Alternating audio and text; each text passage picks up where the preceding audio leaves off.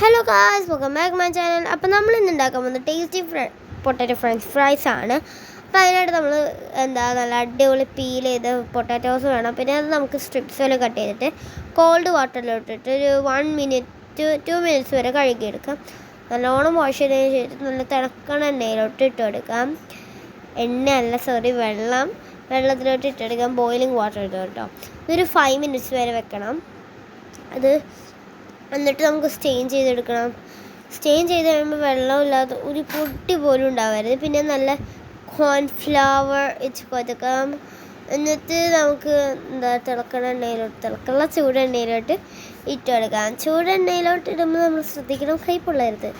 ഞാനിപ്പോൾ ഇട്ട പോലെ എറിയരുത്. ഓക്കെ, പിന്നെ നമുക്ക് ഫ്രൈ ചെയ്തിട്ടിട്ടുണ്ട്. ഇനി നമുക്ക് മസാല ഇട്ടെടുക്കാം. ഞാൻ ഉപ്പും മുളക് പൊടിയും ഇട്ടെടുത്തത്. എന്നിട്ട് നമുക്കൊരു ടിഷ്യൂ വെച്ച് പാത്രത്തിലോട്ട് ഇട്ടെടുക്കാം. എന്നിട്ട് നമുക്ക് ഇന്ന് തിന്നോക്കാം. ബാ. അപ്പോൾ ഞാൻ വായിലേക്ക് വെക്കാണ്. സത്യം പറയണേ, സത്യസന്ധമായിട്ട് പറയാം, അടിപൊളിയായിട്ടുണ്ട്. എനിക്ക് ഭയങ്കര ഇഷ്ടമായിട്ടാണ്. ഞാനിത് സെക്കൻഡ് ടൈം ഉണ്ടാക്കിയപ്പോഴാണ് വീഡിയോ എടുത്തത്. എനിക്ക് അത്രയ്ക്ക് ഇഷ്ടമായത് കേട്ടോ. അപ്പോൾ എല്ലാവർക്കും by. Subscribe for more videos and like, share, comment.